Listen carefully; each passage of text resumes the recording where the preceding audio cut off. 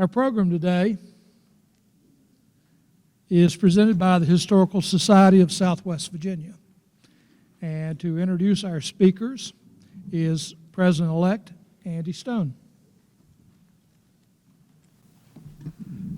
Thank you very much, President Reggie. It's my honor today to have some folks representing the Historical Society of Southwest Virginia, and the History Museum and the Link Museum are both part of that. We've had quite a time this week. Our Executive Director, Kim Keimer, was planning to come, and she had a death in the family, so she's on the way to Ohio right now. Then Lane Williams, who's the director of the Link Museum, came down with a bad case of the flu she caught from her husband, so she's not here today. But fortunately, we have a deep bench. We have Delta Helmer, who represents the Link Museum, and the daughter of Delta Helmer Pilgrim. And she's going to be talking a little bit about the Link and about something else, particularly about her father. David, for the new Kiwanians, David Helmer was a longtime Kiwanian, great guy, did a little bit of everything. And he was really the founding, along with John Bradshaw, were the two founders of the Winston Link Museum. Then we have Sandra Brown Kelly, who's also on the board of the History Museum, and she's going to be talking about some of the things going on in the History Museum. And on your tables, I'll put out a little thing here. We're having a fundraiser next Friday night, March the 4th, a week from Friday, at the Hotel Roanoke. We're having Amy Clark, who is not only, she's brilliant, entertaining, she teaches at the University of Virginia Wise, and she'll be talking about dialects. And until you hear her talk perfect English and then go from 6 different dialects, she'll have you enrolling in the floor. And not only that, but we have a bluegrass band after that, so you can have a great time to come and do it. So I hope you'll all join us and support the History Museum and all the things we do. And I want to give a little bit of background about Delta. She's a graduate of William & Mary and the University of Maryland in the graduate school. And Sandra is a graduate of Virginia Western and Hollins College. She's a longtime reporter for the Roanoke Times, World News. She now teaches English at Virginia Western in addition to keeping everything straight and me straight at the History Museum. So I'll let Delta take the stage first and talk a little bit about her special project and also about the Link Museum.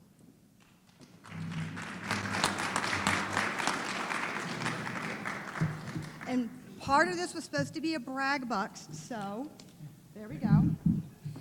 It's been over a year since the last brag bucks was done by my dad, so there's the first brag bucks in honor of Dad. And in his honor, on your table, you will find a little piece of paper that's got Link on the top. This is a little project that I'm spearheading with the Link Museum because, well, there has to be a Helmer around somewhere. And what we're doing with this particular project is we're reaching out to the Kiwanians specifically.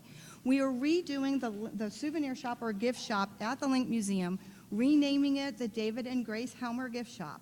And in order to do that, in order to do all the fixtures and the inventory, we are asking you all's help, if possible, to help us make that happen. Down in the bottom is a little tear-off sheet for you to possibly think about making a donation in Dad's honor. I promise this will be the only time I mention it to you guys. I am wearing orange and black in Dad's honor. Sorry, you would not believe how much orange and black they had. We actually shipped an entire crate load, we are talking crate of orange stuff, of Dad's stuff, to Oklahoma to be donated out there in Oklahoma. There was a lot of orange stuff. Since it's brag bucks, and then I'll shift over. Those of you asked, Mom is still in the Emeritus/Brookdale facility off of Persinger. She's in the Emeritus Brookdale facility in Persinger. She is happy and healthy, and we'll leave it at that. She is, sometimes I'm her daughter, sometimes I'm her mother, sometimes I'm her sister. You never quite know. She's always happy to see people who come and visit her. She'll give you a big hug, and your conversation can vary from whether you're on the farm or wherever. She does see Dad regularly, so I'm assuming that he comes to her somehow. Okay, now I'm going to take off my David Helmer daughter hat and I'm going to put on my Link Committee hat because Lane, who is supposed to do that, is sick. So the Link Museum is doing really awesome. We have a new director. Her name is Lane Williams. We hired her even though she got her graduate degree from the University of Oklahoma. It's okay. On her license plate, it does say University of Oklahoma Sooners. I will work on fixing that, I promise. But she's actually really awesome. She has got some great things lined up coming up for the Link Museum. There's a lot of new exhibits that were coming, and I'm going to look at my cheat sheet because I can't remember them all. This coming weekend, there's going to be with the Southwestern Virginia Ballet, there's going to be Link pictures in the back as a backdrop for that ballet performance. In May or June, if it works out right, we are having a stained glass installation. That's also part of this whole renovation of the gift shop. The stained glass installation will be along the track side of the gift shop, and it has a dedication to Dad in that stained glass. It's going to be absolutely beautiful. We're going to have quarterly lectures starting in April down in one of our exhibition halls. We have right now Tobacco People, which I believe they were here a couple of weeks ago doing a speech. We have one of those exhibits down there in our hall. In May, the African American Rail Heritage Photo Display is coming. We are really working on having rotating displays at least every quarter. Trains around the world, of course it's trains. Black and white pictures are coming in October. If we get it, this is my big one that I'm personally working on very hard. Spring 2017, Ansel Adams. You heard it here, yes, a big Ansel Adams display at the Link Museum, spring 2017. Watch your mailbox, I'll be back to talk about that. I'm just giving you a heads up. And then we have a hold on a Grand Ole Opry exhibition coming in September. Lots of fun things happening at the Link Museum. We are very excited. Of course, I'm on the committee. And there we go. Quickly before I hand it over to Sandra, any questions? Yes, sir.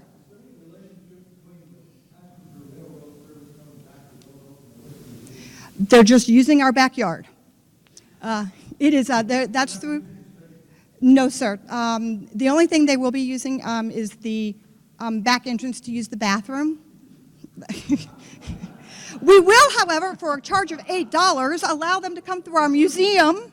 The bathroom they can use for free, but if they want to come, it's NS property is actually where they're going, and it's the Transportation Museum. We are working with the Convention Bureau, and they will be given handouts on the train. Depending upon the train trips, the Greensboro coming up, they'll get handouts because they'll be in Roanoke for 3 hours. The day trips out of here in May, we figured they'll be watching the train more often, but it's through the Transportation Museum, not through the Historical Society. Sandra's up.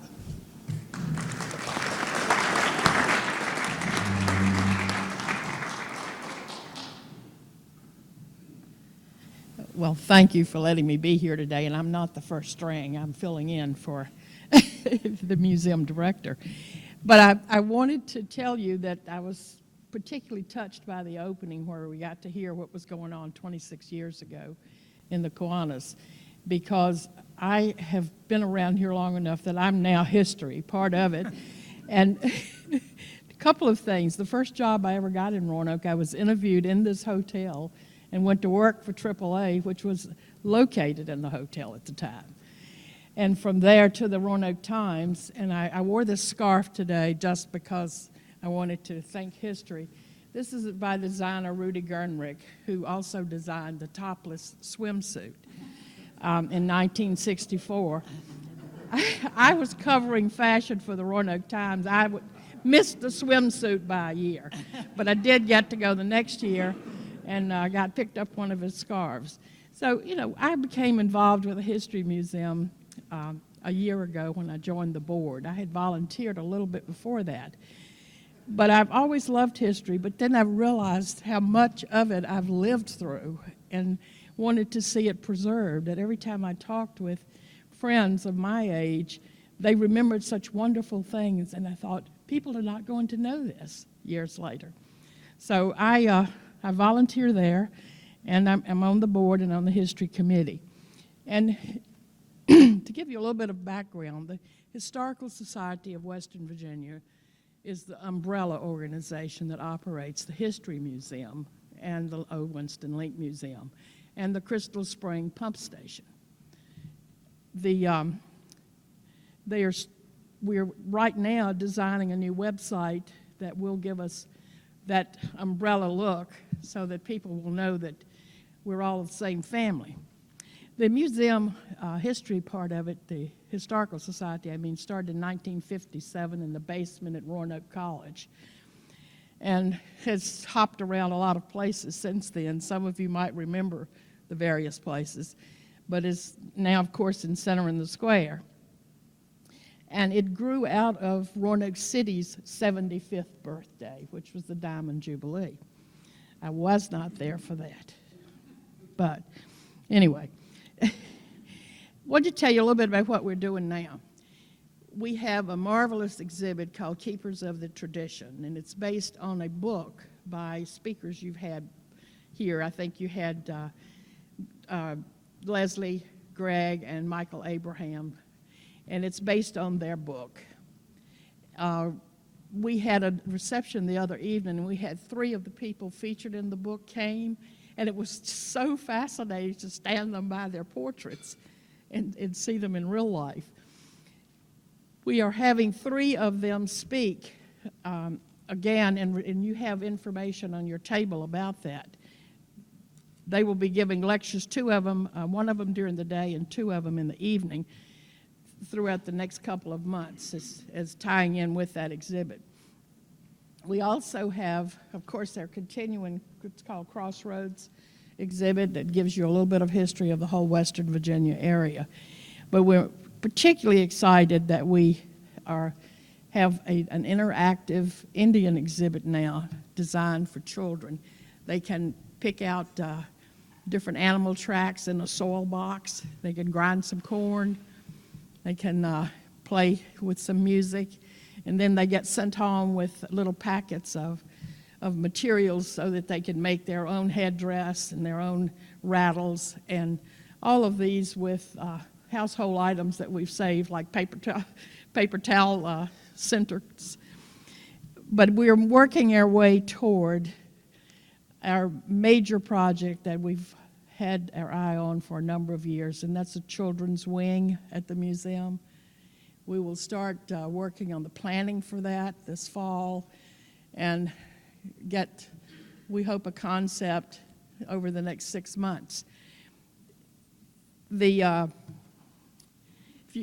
by the way, if you haven't been down to the museum lately, you should come to play in the Indian Museum. We know it's designed for children, but I've seen so many adults picking out the tracks and looking up the because they're all words, and then you can go and find the answers to them. On the table of plans, we have a wedding dress exhibit that we're most excited about. The History Museum owns 20-some wedding dresses, and we hope to work at a major display of those, along with some fun activities. If any of you have ideas, we'd greatly appreciate it. We also have a lot of lingerie from the past. We thought we might even have a lingerie exhibit and have a bachelor's night. But we don't know how far we can go with this. But as I said, we're particularly excited about that. I also want to encourage you to think about volunteering. If you don't want to sit at the front desk and greet visitors, maybe you'd like to translate or transcribe some of the letters that we have in our collection, and it's fascinating reading. You know, there were a lot of people in Roanoke who did some wonderfully exciting things 150 years ago from all over the world. I've done some transcribing. Also, it's a challenge because the short terms that they used or the shorthand they used or the words make your brain work harder than it normally would. I wanted to tell you a little bit, too, about membership. I hope you realize that If you buy a membership in the Historical Museum, you belong both to the Link and to the History Museum as part of that. And they're very reasonably priced. Family membership, $95, senior citizen, $60. You know. And the main thing, and Andy talked about that, but I want to talk a little bit more about the history is served and just bring your attention to it. We're not going to have any moonshine, but it is supposed to be just a real rollicking evening of bluegrass music and wonderful Appalachian folklore. We have a marvelous silent auction coming up at that. Some really great things, and you might get some bargains. We hope you'll pay more than it's worth. But do think about coming. It takes place March the 4th. Tickets are $100. The information on your tables would give you more details on that. Does anyone have any questions? Yes, sir. I just want to say, if and when it becomes viable in civic months, you all can reach out to the outdoor groups of all kinds in the valley, whether it's running outside or Revolution Blues Service or Appalachian Trail Club. There's probably not people who do steps foot in the lake, but would to see Ansel Adams work.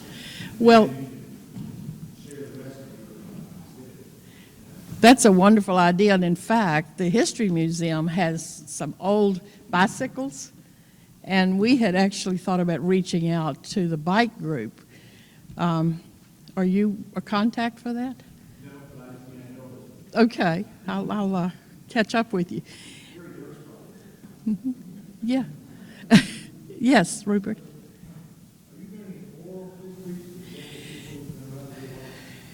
We have just finished an interview with George Kegley, who's been around for a while and who's still there more often than anybody else is.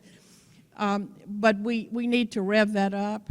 We need some money to make it work. We need money to make all of this work. But the oral histories are crucial, and we've recognized that. As I said, George, they just did George a few weeks ago, and we're working our way toward another one. Yes, sir. We beg for it from individuals. We get grants. We write, but you have to have a project, you have to have the backing, and you have to have the community support before you can get a grant. And so we're looking at several opportunities now for the children's wing, but it doesn't come easy. I can tell you that. Some of our fundraisers, like our dinner.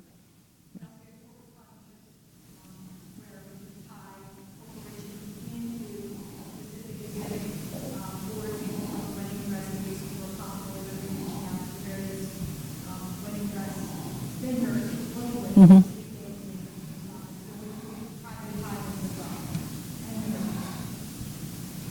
Anyone else? Yes, sir. Can you tell us how the virtual museum fits into the history? Oh, thank you. See, this is what's wrong with being the second string. You forget these things. We've actually just renamed in a vote yesterday the virtual museum to the digital collections. It serves both the Link and the History Museums. And how it will fit, particularly with the new website, is that you'll see more display of the wonderful photographs and materials that we have digitally. We also need people to help digitize materials that we have. Some students who are interested in that, we would love to see you. But that's how it fits in. It offers services to those two museums. We also have some photographs coming up in the new magazine the Roanoke Times is doing. This next issue, we've let them use 3 of our photographs for that. We were real excited to be asked. We got college professors who want to use photographs in their lectures. So we just serve that purpose, somewhat like the Virginia Room does with the City Library. Let me add a little bit of that, too. I also failed to recognize that Don Wilson's on the board and also Will Dibbling. But one of the things that we really do is there's a lot of volunteer opportunities, but we got to preserve history. And and I think more and more young people are getting to do that. If you watch the shows on TV, on PBS, Finding Your Roots, an Antique Roadshow and stuff, that people are beginning to realize that if you don't preserve it, it'll go away. And that's one of the things we're trying to do, particularly with digitizing things. So what they're doing is scanning documents, and then people are actually translating it so that it will be in a scannable form. So when somebody's doing some research, they can go into archives on the digital archives and scan for some historic event and see whether anything in Roanoke connects to that, or any other museum in the country. So all the museums are trying to begin to work together to do that sort of program. It takes volunteers. It doesn't take a lot of time unless you can work out your own schedule. And so and Sandra's just done a fantastic job. Sandra's getting tired, though. I know. But any other questions? Sandra, I was going to say that newspaper section you alluded to, I think publishes tomorrow. Yes, Thank you. it does. So please watch for our photographs in that. Right, yeah, if you have not gotten that or you don't get the paper, this is the third edition that the newspapers put out, and it is terrific. And I found some old family pictures and stuff way back in there that I never knew existed. So, anybody that's been around Roanoke, or you go back and there's got to be somebody that's been around Roanoke forever. So, thank you. Anyone else? Thank you so much for letting us come today.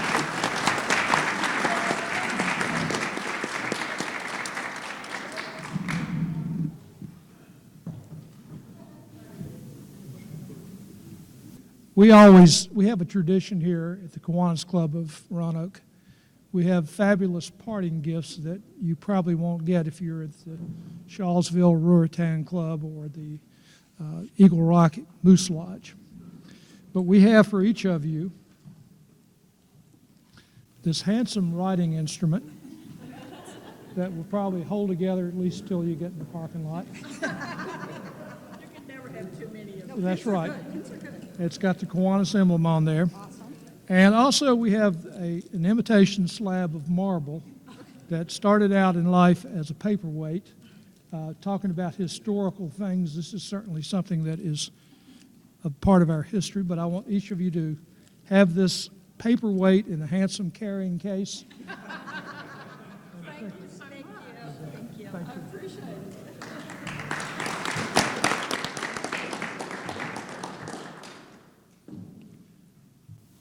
We have a contest going on right now to find out substitute uses for paperweights. And we've had some pretty unique experiences with that. But just last week I heard from Lamont Quisenberry, who gave a joyful presentation on the evolution of paper clips during Jim Aaron's year as president of the Kiwanis Club. Lamont was telling me over the phone that he went to visit his dear Aunt Myrtle at Friendship Retirement Center. She's suffering from tired blood and lumbago. And as he's waiting for the elevator to go up to the 7th floor at Manor East, he noticed a poster in the lobby. It was the city announcing the city championship for the fastest growing sport in the Roanoke Valley, geriatric hockey. And it seems that the Friendship Harsh Burgers were taking on the Brandon Oaks Bombers for the city championship, so we bought a ticket. Now, there's nothing more exciting than to see 12 or 14 octogenarians out on the ice, ready to do battle. They're fearless. They don't have to worry about losing teeth. And just as the game was about to begin, the equipment manager, who is well-meaning but has some memory issues, forgot to bring the hockey pucks. And without the hockey pucks, you can't have a hockey game. To complicate matters, there is a vestige from the old Blue Law days that prohibits the sale of hockey pucks on Sundays. And the fine doubles if there's an R in the month. Well, it's February, there are 2 R's, so it was just too expensive not to have the game. And everyone was saying, is there a substitute for a hockey puck? Does anyone have anything on them that we can use in place of the traditional hockey puck? Lamont remembers his time with the Kiwanis Club of Roanoke. And the game went on, and the home team won, and everybody went away happy.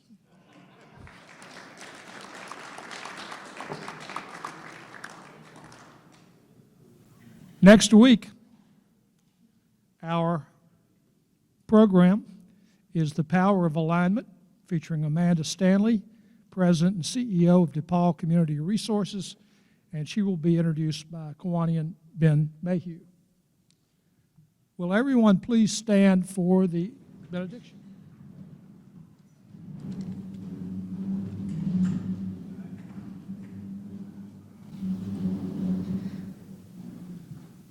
Having passed through our regular order of business, we are now prepared to leave this time of fellowship and friendship to re-enter our everyday world.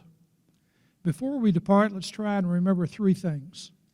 First, to extend to every person we encounter the same kindness that we as Kiwanians share with each other.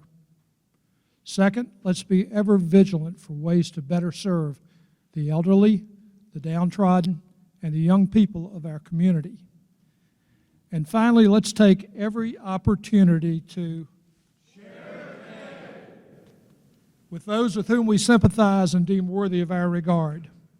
If we can turn these ideals into actions, we will truly begin building a better tomorrow.